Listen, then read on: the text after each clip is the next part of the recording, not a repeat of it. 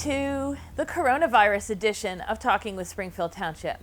I'm Government Programming Coordinator at Waycross Community Media, Dana Gagnon, and today I'm coming to you from outside to remember that we are social distancing and we are following the guidelines for the stay-at-home order right now, and which means going outside is on our list so long as we are staying separate from other people. What I want to do today is take a look at some of the news out of your Springfield Township government and administration. And one of those things I want to talk about is cancellations. Springfield Township has canceled all Arts Connect events and all senior programs through May 1st. You can keep an eye on what's coming and what's going and what's getting rescheduled at the township's website, www.springfieldtwp.org, and also the Arts Connect website, which is theartsconnect.us. Keep an eye on those websites because that's where you can keep an eye out for things that are getting rescheduled, things that are getting canceled, and all the latest that's happening in Springfield Township.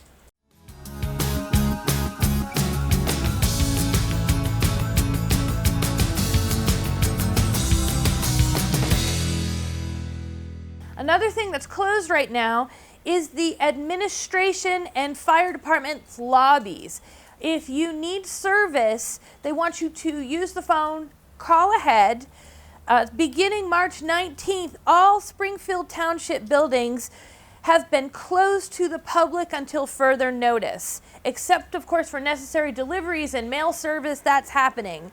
If you need service, what you should do is call these numbers. For the township administration offices, you can call 513-522-1410. Of course, if you have a fire or police emergency, or if you think it might be an emergency, call 911. That has not changed. Those services will not change. But if you need non-emergency services from the police or fire department, there's another number that you can call to keep that emergency line free. And those numbers are the police department, 729-1300. And if you need the fire department on a non-emergency basis, that's 521-7578. Use those numbers if it's not an emergency, and that'll help keep the 911 number available for actual emergencies.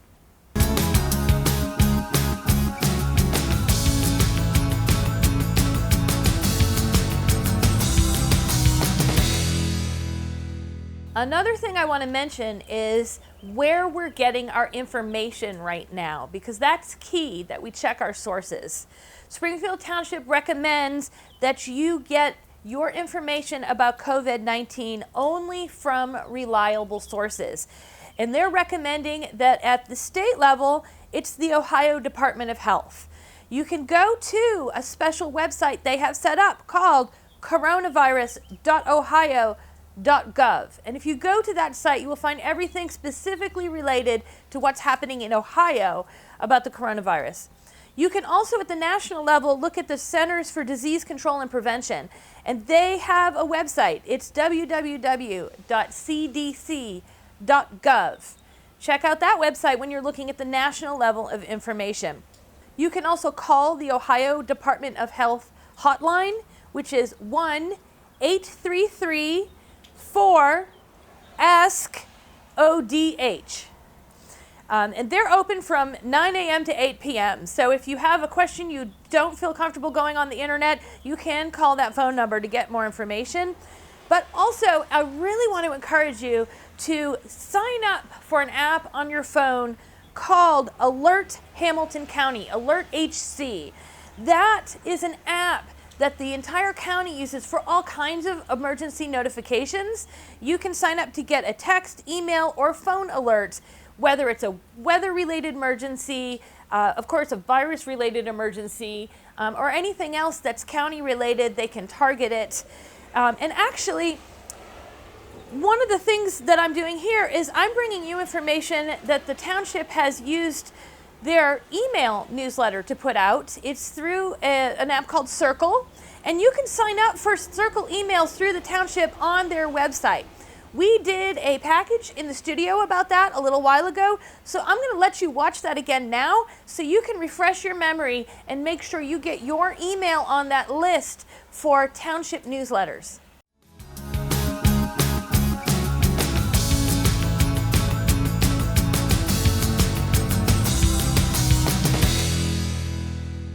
Today we're going to take just a few moments with Springfield Township Communication and Marketing Director Kim Flam. She's going to make sure that we know how to stay in touch with everything that's going on in Springfield Township. Thanks for coming in. Thank you for having me. Now, there is an electronic newsletter, and it's not new, but it's going to be new to a lot of us. Yeah, absolutely. We have over 36,000 residents, and we only have about 3,000 that are subscribed to our e-news. So it's important that we get this information out and let people know that there's a really great, easy, convenient way for them to receive information. And there's a lot going on at the Grove, down to with construction. There's all kinds of things to find out about going on in the township. So it's definitely worth making sure that we're connected to all these events. Absolutely. And what's so great about our particular email system notification is you can receive the information that you want to receive. So if you just want information on roads, services, and police, you can just subscribe to that. If you wanted just the information for community events, you can just subscribe to that. If you want everything, you subscribe to that. What's also really neat about it is you can register to have a specific day, a specific time. However you want to receive your email notifications, they will come to you customized the way that you want them. That's fantastic, especially since so many of us now, our phone is where we do everything. And so if our email is coming to our phone, that'll be one more thing there and not left on the kitchen table where we left the mail, or And I think they had a thing coming up, I don't remember. So that's and great. it's mobile friendly. If we have a community event going on and you're interested in that event, it will automatically tag it to your calendar. So it's got a lot of really great features that make things easier to remember. So how do we make sure we get on this list? The best way to do it, the easiest way to do it, is to go to our website, www.springfieldtwp.org. Right there on the front page, very front and center, there is a button that you can push for communication notifications. You just click on that button. It asks for your first name, your last name, your email address. That's it. Okay, that sounds like it's very simple and just one quick step to do it. It is one quick step. They will receive an email notification back, and then that's where they can select the types of communications that they would like to receive, the frequency that they would like to receive those communications, and even what day and time. That sounds fantastic. There's one other thing they can sign up for on that. Is it on that same page? Yeah. So on the communication notification page, there's also an opportunity for people to sign up for the Hamilton County alerts. So that is a separate registration, but that is our massive, one-call system, and it goes for all of Hamilton County. So weather events, security threats, anything that a resident might want to know about, they can receive that information directly through that Hamilton County service. That sounds really important. That sounds like while we're there signing up for the community news, which we definitely want because there are so many events coming, it sounds like it's definitely worth taking the second to get onto that emergency list. Yes. And so it's nice that you have them all on that one spot of the website. And it's in the website itself is new also and easy to navigate and has a lot of great information on it. So that's our great. website is full of information. If people are looking to find out what's going on, all of the newsletter articles are right there on the front page. Community events are right there on the front page. Very easy to navigate buttons if you want to find out what the annual report is, the financial data, all kinds of information for resources on contacting our schools, and then obviously the different departments. It's all right there on the front page. That's fantastic. Yeah. Well, I appreciate you coming in to tell us, especially about this e-newsletter, because that's something that we can now go and click and get on that and get exactly the kind of topics we want in our email box.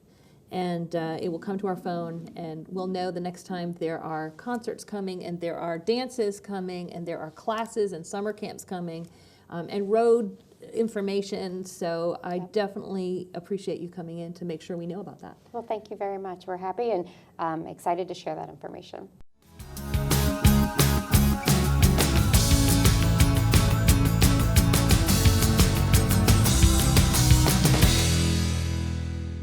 Okay, so let's talk a little bit about what we can be doing right now during this stay-at-home order. One thing we can be doing is supporting our local Springfield Township businesses that have takeout orders. Restaurants that have takeout options are open. And many restaurants that don't normally have a takeout option are offering one right now while they've closed their dining rooms. So if there's a restaurant that you love in Springfield Township, call them. I do recommend you call them ahead of time. Many of them are taking their orders ahead so that everybody doesn't wind up showing up at once to pick up their order at the same time and then congregating there. But that includes the Goodie Shop. That includes Dunkin's. That includes Little Caesars, Mike Fish and Chicken, Wendy's. You need your Cincinnati Skyline and La Rosa fixes. There's such a list. I know that I'm not going to be able to mention them all. So whatever your favorite restaurants are, you can also follow their Facebook pages because they're telling you when they're open, when you can do takeaway, and how you can help them out with that and also make your at-home time a little bit more fun. You can have Skyline night, you can have Grater's ice cream night, you can have burger night, and not feel a little bit so trapped doing that, and while at the same time supporting your Springfield Township businesses.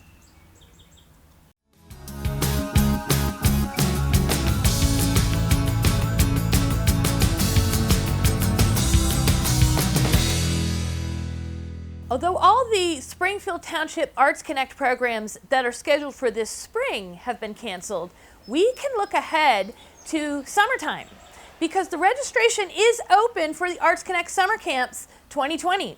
Those camps are 7 weeks of themed camps. They start June 15th and run through July 31st. So if you're looking ahead for future things that you can sign up for that are out of the house, things your kids can do, there are all kinds of really interesting themes. And a few of them are Wonder Wheels. Everything will have to do with color wheels and spinning wheels and Ferris wheels. There's a week focused on travel and learning about the cultures of Africa and China and Australia and Ireland. There's a week of color explosion. And that will include the color, science, and art of color, light experiments, and prisms, and lava lamps, and kaleidoscopes. A week called Zoom In, exploring the worlds of 3 dimensions. So campers will learn the difference between 2-dimension and 3-dimension and make a lot of 3-dimensional projects. 1 week is Night at the Museum Week, where Arts Connect Camp will come to life with dinosaurs and woolly mammoths and cavemen and Native Americans. There's an Invention Week where students will learn about Leonardo da Vinci, the Wright brothers, and Thomas Edison and create their own inventions. And there's a Space Week where the campers will explore all aspects of outer space. You can sign up for all those camps at theartsconnect.us, that's the website, and you can find information about those. Those camps will run Monday through Fridays, 9 a.m. to 4 p.m. All the details are on the website. I just gave you the quickest run through those. So make sure you go there, take a look at what's coming up, and you'll be ready for the summer.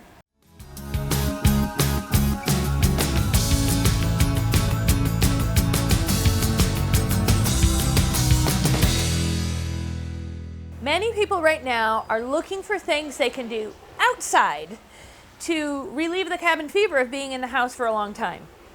Of course, in Springfield Township, we live close to Winton Woods. And actually right now, Winton Woods is waiving the sticker requirement if you want to go and walk. Of course, while you're there, it's recommended to stay away from playgrounds. We know that playground structures attract touching and sharing germs, so we don't want to go near that. But also, don't walk too close in big groups to lots of other people. But there's a lot of space in the parks, and they're open, so you can take walks in those. You can get outside. There's actually another place in Springfield Township that you can get outside. We had the opportunity last year to find out more about how Springfield Township was renovating a historic cemetery, Beech Cemetery, in the township, and bringing it back from a state of disrepair to something that is now an important part of the history of our township. Right now, Let's finish this program by taking a look at last year's package about Beech Cemetery. More has been done there since then, so if you're looking for another place to walk around outside, go take a look at Beech Cemetery on Fleming Road. Today we're in Beech Grove Cemetery to talk with Mike Gould about what the township has been doing out here to make this a better place. Beech Grove Cemetery has some unique history in of itself. The cemetery was established back in the late 1800s. It's one of the first historically black African American cemeteries here in Ohio. You have war veterans, up to about 520 veterans buried here at Beech Grove Cemetery, and they date back all the way to World War I. The cemetery has changed hands from an ownership perspective a number of times. Each time it changed hands, liens against the property increased, to the point in 2012, Bethel A&E Church, who owned the cemetery at the time, were ready to walk away from the property. In order to take action, in order to come in here, cut the grass, provide the maintenance that was needed for the property, clean up the trash, those things, the only choice the Board of Trustees had was to declare the property a nuisance. This allowed township resources and staffing to come in, cut the grass, do those things. Unfortunately, some of the remaining repairs, leaning headstones, stuff like that, could not be performed until the township took ownership in 2018. During that 6 years of time, Board of Trustees, Township Law Director, and Administrator worked collaboratively with the state representatives to pass legislation that would allow that debt to be forgiven and not passed on to local governments once they inherited a cemetery. I'm Tim Price, the GIS Director at RA Consultants. And after Mike contracted us out here, we had an initial meeting out here to look at the cemetery, because I'd never been here before, and determine our best course of action. And they come out here and they have a GPS unit receiver attached to a backpack. They come over to each one of the headstones here, and literally they drop a point. So it puts a point on the map of where that headstone is at. And then we take a photograph of that headstone so that loved ones can go back and look at it later online. And from there we can determine whether that person was a married couple, whether it was a single person, whether they were military or not. And we enter all that database, or all that information, into a database and go from there. And from after that, we go ahead and we map that out and put it onto an online map, which is now available on the Springfield Township website. So, and there they can search by, last name, first name. They basically type in a last name. They get a drop-down list that shows them exactly, what those first names are. And they can click on their loved one's name, and it'll drop them right where their headstone is. And then they can go ahead and look at the attachment, which would be the cemetery headstone. But they could also, the township could upload other documents too at some point if they want to do. Like, for example, the actual record of that burial. For genealogy and stuff, that's great. Now we've entered into a new phase with that, where we're looking actually at the actual records to determine, right now, GPS can only see where there's a headstone at. But records tell you that, well, there's a big blank spot in between here. We're pretty sure somebody's buried here. So we go back and look at those records then. And now we can put an estimation of where that person should be and mark on there who the loved one is that should be there, even though they don't have a headstone. I mean, it's a big cemetery, and again, we can only see the headstones, but there are many, many blank spots in between here. And we just did one small section in the back part of the cemetery, section 5, and based on that, we've already found over 500 people that don't have headstones. And that was just one small little section. And our online map will show that. It should have different color coding and dots and things. The green, of course, is just a headstone. Blue would be a military headstone. And a purple is, based on the records, this is where your loved one should be. One of the challenges that the township has faced since taking ownership of the property is the fact that about once a month we get contacted by family members who have property, they own plots here at the cemetery, and their loved ones have passed away, and they would like for the township to perform the opening and closing for that. What we require from them is the actual deed, or a copy of that deed, or some type of proof of ownership that they own the plot. Once that has been confirmed, either on our end or theirs, then we go ahead and schedule the opening and closing.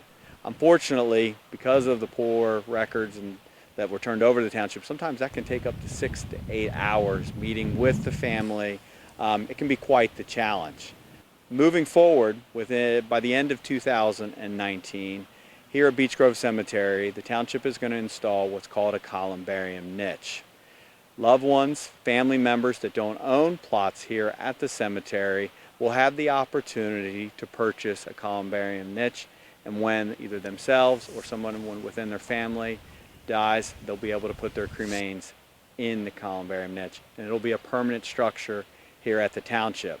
The township plans to take the revenue and the money produced from the columbarium niche and invest it back into the cemetery by resetting headstones, paving the driveways, other infrastructure needs that still need to be done. In our short tenure here in owning the property, a story that comes to mind that is kind of a highlight of the many challenges that we have faced with this property is the name Mr. Holcomb. Mr. Holcomb has a number of family members buried here in the backside of Beech Grove Cemetery. He reached out to us on a number of occasions asking for if we could provide assistance to him in locating his loved ones. Unfortunately, his loved ones don't have a headstone. So while Tim and his team weren't actually able to precisely identify where his family is buried, we were able to use the GPS tracking and the records that we have on file and work collaboratively with Tim's team, Mr. Holcomb, and everyone to actually show Mr. Holcomb where his mom and dad are buried, and even also his brother and sister, which was huge. It was absolutely huge. Gwen McFarland, our trustee, was out here when we were able to reveal that to Mr. Holcomb. He got quite emotional and has, to this date, is very appreciative. Mr. Holcomb is battling some illnesses, and he wasn't aware of how much longer he would be here with us, and that was something that he needed in order to provide closure. When the township acquired the property in 2018, our first and foremost priority was to make the property safe. We wanted to ensure that all visitors or anyone that visited the cemetery were safe when they came here to pay their respects to their loved one. Following that, we wanted to take an inventory of the assets, the people that were buried here at the cemetery. Unfortunately, the records, the paperwork, the documentation sent over to us by the church was fairly unorganized. Much of it was damaged through floods that they had there at the church, other events that had occurred. So it was virtually impossible for us to make sense of what we were inheriting. Tim and his team have come on board. They have spent many hours here at the cemetery, GPS tracking all the different headstones, and now they're in the process of going through the records that we do have and that we can make out in order to figure out the people that are buried here but yet don't have headstones.